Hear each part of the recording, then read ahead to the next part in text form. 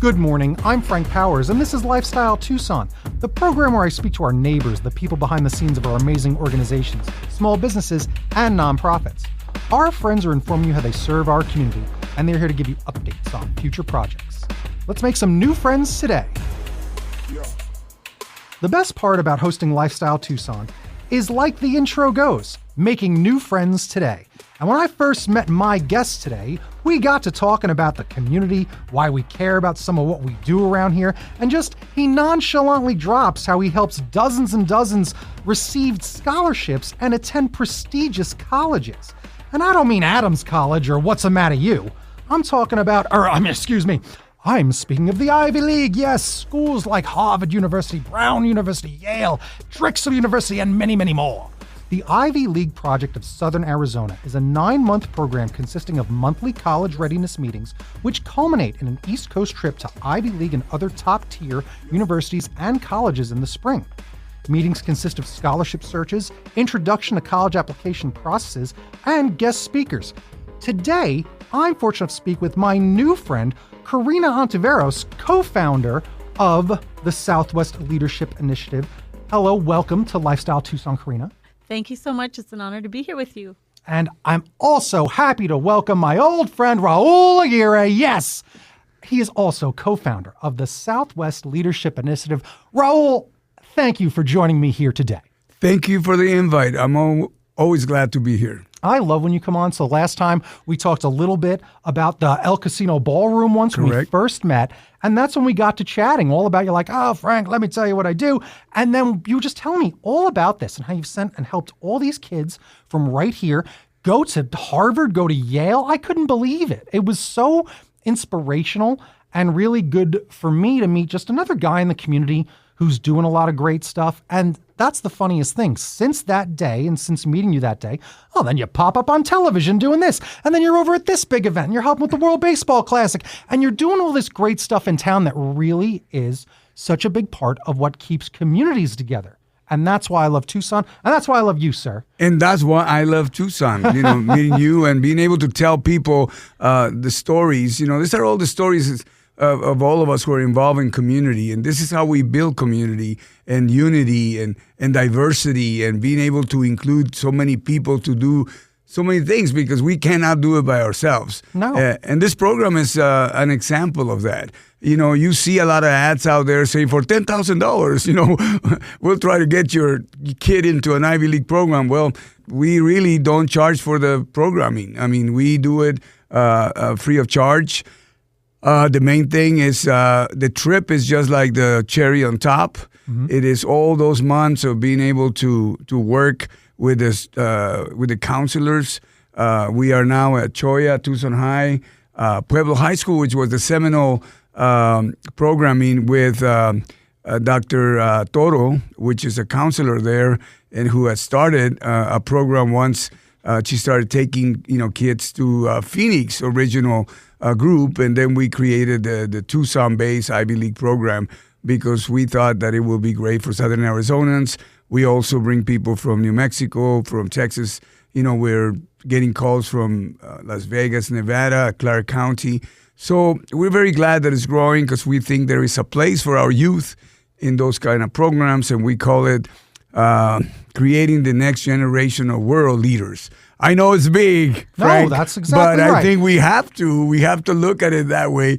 And Corina has done an amazing job of putting it all together. The trip that we take once a year, and she'll tell you all about it. Yeah, I'm excited. And because I'm excited to meet you, Corina. It's really nice to, again, meet another person here in town that's doing a lot and just cares about kids, because that's important. What you say about that, in a way, that mission statement is, it's big, but it's not. You got to shoot big. My big mission statement for I Teach Kids is I came up with this, and it's lofty. I want to raise a generation of creative and confident kids. And that sounds really big too, doesn't it? But you know what? That's what Mr. Rogers did. He did it for several generations. Yeah, and it's about critical thinking, right? And it's about making up their own minds and why not? I mean, if you're going to go to, and most of these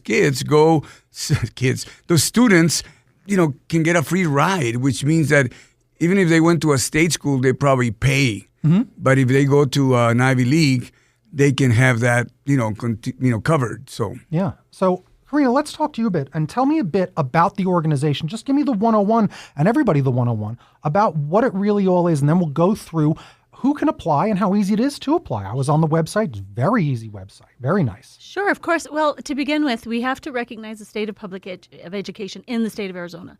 So something like 90% of all kids are in public education. Traditional public education doesn't. It also includes, for example, the public charter world, which a smaller percentage is that. But my point again is 9 out of every 10 kids are in public education. With that said, we are the worst state in the nation with regard to student to counselor ratios. We are the bottom, and that points to who we as voters then elect, who are doling out the monies. Mm-hmm. That's down the road. But the point is this: our kids for at least 10 years have been on the short end of the stick of having what they need to make that next step to next choices. So we look at high-achieving kids, if they are first generation to be, or even, as we've seen, if kids are first, second, even third-generation college-goers, the system is something still to navigate. Invariably, there's always changes every year. But you're looking at FAFSA, trying to get federal aid, which now who knows what's going to happen there. But you're looking at scholarships. You're looking at how do kids showcase who they are, the uniqueness and the special parts of themselves. Kids really struggle with that. We've seen them look at well, who am I? And this life experience, well, it doesn't really matter that this or that happened to me. And we ask them to take a look and say, well, wait a minute, validate who you are. Because it's this whole process to be able to showcase who they are when they're going to apply to college. And be it at the U of A, NAU, ASU, or even, again, Ivies or top tiers across the nation, our kids will shine wherever they are. And we tell them, you need to look at yourself as like the asset that those places would be lucky to have, because that's the truth of it. Yeah, that's amazing. Even right there. Goodness, my word. Raul, you better, I don't know, you might want to propose, Raul. So yeah, I might. He already did. I know.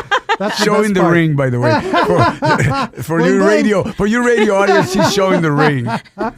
But that's amazing. To hear your passion right there is exactly what I think kids need. It's what young adults do need, because there is what I feel, everyone talks about identity with kids, and a lot of that goes with certain things, but it really goes to more than that. I talk kids about identity, but I'm like, are you the sports kid? Are you the art kid?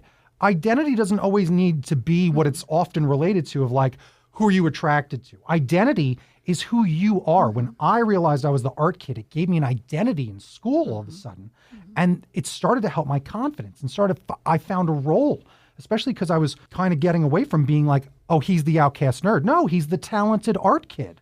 And that's the thing. Kids need this confidence, because that's what they've been having trouble Absolutely. with, I was right? the Chicano punk rocker myself. Were you punk rocker? And people go, who's this guy? But the fun part is that the acceptance, right? Mm-hmm. And I think that's what we also do. I mean, we do a lot of work with what people call, for whatever reasons, I don't agree with the title, soft skills. Being able to be confident, being able to meet other people, shake hands, eye contact, pride, and whatever they're doing. If you're a musician, or if you like to draw, or even if you go, I don't know, I have no idea. Well, let's find out in this next 6, 7, 8, 9 months. Let's find out. And I think students really react well to that title, programmatics. There's a respect for where you're from. Most of these kids are local kids, and most of them are first generation. So that gives them an opportunity, to go and check it out. Some of them said, I want to go to Brown, and then they get to Brown and go, no, I really like Columbia University, or I really like, Princeton, and then, it's a matter of choice at the end. A lot of kids want to do other things, that's fine. But we always think that that we are going to need this type of student in the leadership role. 100%. Even if the kids decide to go locally, and we say, again, our local schools have a lot to offer, they most likely will end up in the honors colleges. They will be able to have more of that immersive experience of what it is going to college, maybe even get a dorm to live in. I mean, when you think about experience going to university, it's not everybody's experience that they get to go away for college and live in the dorms and have the whole college experience. And so to be able to open up that world to say you can immerse yourself and truly be a college student, developing your skills, practicing adulthood right as you're on the cusp of it, so that when you do make that leap, you're ready. You've learned networking. You know how to navigate space. You know that you don't have to hold that imposter syndrome that plagues people where I don't really belong here. Yes, you do. And understand your worth. Yes. I try to constantly tell kids, and really everybody, that their story is unique. Unfortunately, the term snowflake got changed around, but we used to use that as like every one of you, like a fingerprint. You're a snowflake. You're an individual. There's no one like you. Your history, your past, even if you had a good upbringing, good, let's bring some of that into the world. Because sometimes we're also defined by our tragedy or just your experience. A lot of you have a message or a story that just you telling it is going to help someone else. And I find that getting kids to have a mentor more than a teacher is a big difference. And that's what your program seems to be. It's a mentorship. You know, and it's another aspect of that is that as kids come to the space, they then mentor each other. Yes. And they become their own network. So within our monthly meetings, they can practice those skills. They don't even see that they're doing it, but they are. Yeah. And that's a really wonderful thing that we can invite them to the space. Now, what we do in particular and with intention is we meet at the U of A in the Guerrero Center in the Cesar Chavez building. And that's with intention because we want the kids to know that no matter who they are, again, whatever identities they hold, whoever they are at the U of A, if they come to the U of A as an undergrad or as a graduate student, that is one of their homes away from home. On campus, that's where they can find community and interact with others and just be part of a space that invites them all the time. So we have our meetings there once a month on Saturdays. And again, free of charge, we tell the kids, come, tell your friends, bring your parent. Sometimes parents stay, sometimes they don't. But every meeting that we have, we bring in people from the community who are giving back, who are giving a step, some advice to the kids to say, here's a way to expand your circle. Here's something for you to consider if this is your interest. And it's really been, it's very beautiful, actually, to see the kids just kind of like soak up the information, ask questions, and then continue. And their parents too, Frank, because that's the other part, right? Working with the parents who, the majority of them may not know that process. It's alien to them. They never done it. Their parents didn't do it. Just first gens are totally different. The other part, I'd like to thank Dominic Calza, who's the director of the Guerrero Center, for allowing us to do that. And as you may know as well, Frank, and the audience, I mean, it's hard to get into Ivies. Only 7%. Yeah. At most, I think, 7% get into the Ivies. So, we have graduated our first cohort because our organization is, with the COVID and everything, we're 5 years. And we have graduated students from Smith College, from Brown, from, help me out here, Corey. Colgate University, Swarthmore. We have a student at Stanford right now. Yale, Harvard. Yes. Yeah, we have students at Yale, Harvard. So I think we've been visiting the Catholic University in Washington, D.C., who's based here also at Pima Community College, and is doing some of those programmatic approaches to those kind of students. So if they don't get in, they're going to go to the Honors College at U of A, NAU, God forbid, ASU. I always say, I don't care where you go as long as you go if that's what you want to do. That's so funny. So let's talk about it. I'm on the website right now. It's swl-initiative.org, where you can learn all about how you can enroll, how you can get involved. And obviously, we're not looking for any of you latchkey kids. You better be doing your homework, right? You got to have a GPA of a 3.7. So that's an important part of it. Tell me more about how it works. Eligibility is right up here, and also just what it takes to get involved with the actual program. So at our monthly meetings, to be honest, if kids have a little bit less than that 3.75, anybody really is welcome to join us at those meetings, because it's about, again, looking inward and thinking about what are the skills that we have individually, what are the skills that the kids have that they want to develop. It could be anybody, and if they're ready to go on that path, then we invite them in. So they come to the meetings once a month, and we provide, again, speakers and opportunity, snacks, opportunities to look at scholarships, to look at college applications, application services and various websites that assist a student in helping to figure all those things out. Like, where do I go? There's some sites that we use for that, all free. We do that over the course of the year. Now, when the kids, as they go along, if they choose and they would like to go on the culminating trip, which of course is optional, then we put that in place as soon as we can, honestly, because to this point it has still been, we fundraise with the kids, but since the inception of this club for Tucson kids, we're talking since kids in Tucson first participated with Dr. Teresa Toro, another shout out to her at Pueblo High School, since the kids, that's around, say, 2012, 2013, Tucson kids have never paid more than $2,200 for this experience to date. Okay. So we're committed to keeping that. So once they say, I do want to do this, then the fundraising begins. They do it personally. We try to do a few activities. And then the trip happens every spring break, which coincides generally with TUSD spring break. And once we go on the trip, then we visit no less than 15, 16 top-tier universities, Ivies and top tiers. We start in Boston, and we always end in D.C. intentionally. That's, again, because we want the kids to know that this democracy, this fragile democracy that we have in this country, absolutely needs all of our kids to put their skills forth and to continue to make it a place of hope, of action, of leadership for this world. And so that is with intention. Now, between Boston and D.C., we go to Fenway Park. We go to Times Square. We visit the JFK Presidential Library and Museum. We go to places where kids... Statue of Liberty. Yeah, Statue of Liberty. Can't forget that. Kids can see themselves. And very soon, it's interesting because when we've been on this trip in the past, I think of one girl in particular. We were in Times Square in the hustle and bustle. And she looks at me and she says to me, Miss, this is wonderful, but now I know. I want to go to the U of A. She says, that's where my home is. She goes, who knows, maybe later on down the road for the master's and doctorate degrees, she want to be a doctor. But she says, but for now I know this. I said, Mija, that's what it's about. This is where you find some of those answers. Raul was talking about another student. There was a student who got into like 3 or 4 of the Ivies, on top of any other top tiers. That. Wow. He had his choice. And prior to this trip, he said, I'm going to Columbia. He was a senior. Most students go with us are sophomores and juniors. He happened to be a senior. And so he he went on the trip and he found he fell in love with Brown. This is the year prior to, but nevertheless, with Dr. Toro and all of that. So he found he fell in love with Brown. He ended up getting not only his bachelor's, but his master's.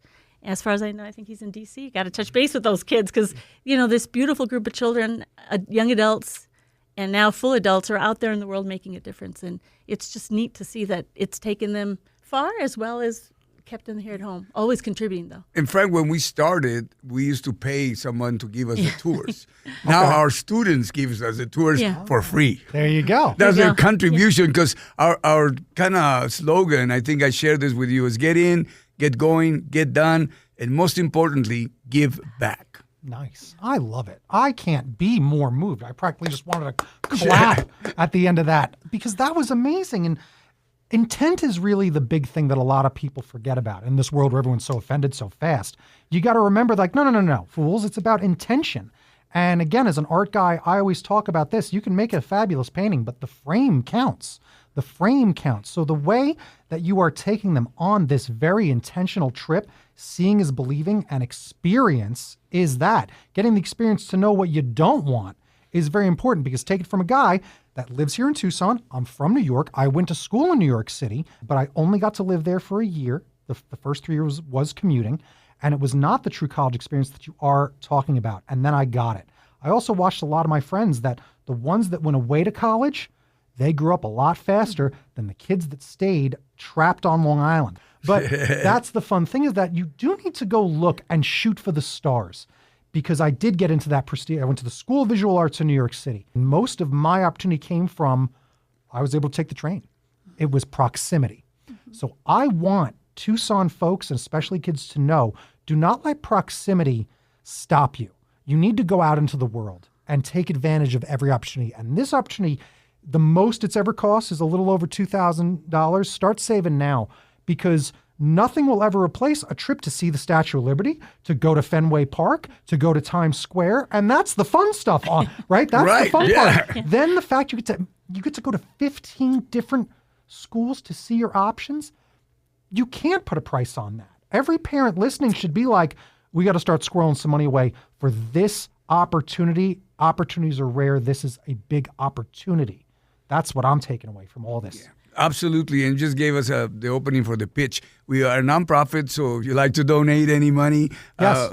We can do that to taxes, the tax credit every year, or donations. I'd like to do a shout out to a couple of friends out there who have businesses. Well, one who used to be a Pima County Board of Supervisor, Dan Ekstrom, who has been a very big supporter of our program since the beginning.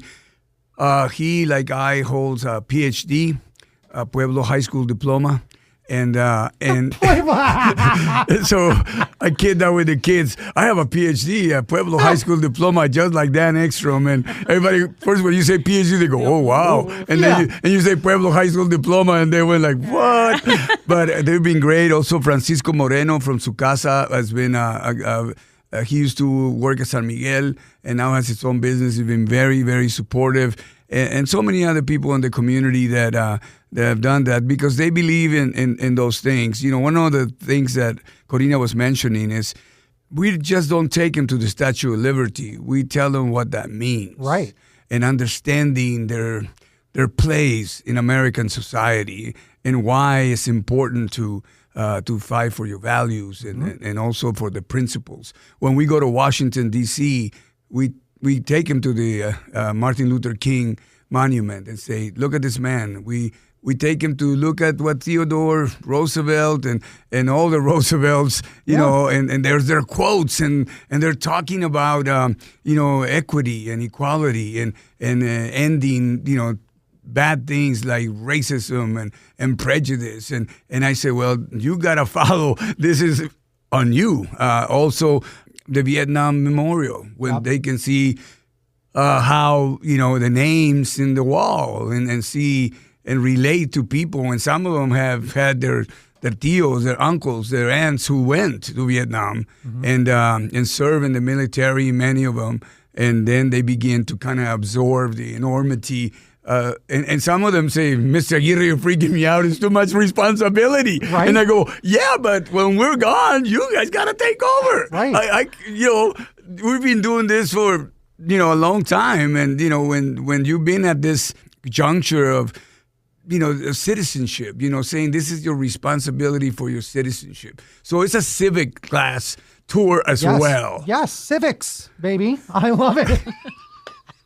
I love it. And that's the point. There's nothing like what's called the mall, the Washington Mall. Right. Yeah. It is so inspirational. A friend of mine is the guy that got me to care more about America as I grew up and to get me past being a punk rock brat about it. Mm-hmm. And I started caring more about this. And this show has helped me care so much about veterans and meeting people and getting to see the faces and getting to really acknowledge humanity that's around us and our community and our neighbors, but to also acknowledge the mission and of what we all have to do to keep it going and to fight against prejudice. Mold always grows. You always got to clean, right? So you got to fight all this stuff because there's always a sneak, there's always a cheat that's going to try to win the game, right? Mm-hmm. So even if we're playing by the rules, we can still win it by teaching about truth, justice, and honestly, a better tomorrow. That's Superman's new thing. It's not truth, justice, and the American way. And that says something about the American way. It's truth, justice, and a better tomorrow. And that upsets a lot of people. But I'm like, well, then let's get this place back to a place that we can believe in. Mm-hmm. And that's inspiring this youth to know that they have to be strong enough to do it because it's a battle. What we're dealing with these days isn't anything new. Again, you're talking about Vietnam. I'm sure when Nixon was in office, people were like, oh, this is it. This is it, right? But you got to really look at that history and really remember it. But acknowledge it and acknowledge that this is probably not going to be the worst point in history. It's not, because we've watched a lot. We've watched a lot, and people still have more freedoms and more rights now. We still got to keep fighting to retain them and to get more. And getting these kids inspired to feel this and see it and have that feeling of, oh my gosh, it's a big feeling. You don't want to be sitting here out in the old Pueblo wondering what if and wondering if it's because of where you are. Take a chance. That's the biggest piece of advice that has gotten me through anything. The Monopoly guy said that. He's pretty successful, but take a chance. And this trip, it doesn't even sound like it's like a risk. It sounds like it's something that is just going to open your eyes and give you an experience that is unforgettable, unbelievable, and something that honestly this country needs and kids in Tucson need. Hearing that we're as far back last, I mean, I always knew it was like, oh, we're 47th, we're 46th. It's like, Inspiration and empowerment, Frank. Yeah. I think that's the main thing, that they're empowered and they need to make a difference and they need to be engaged. We all need to be engaged.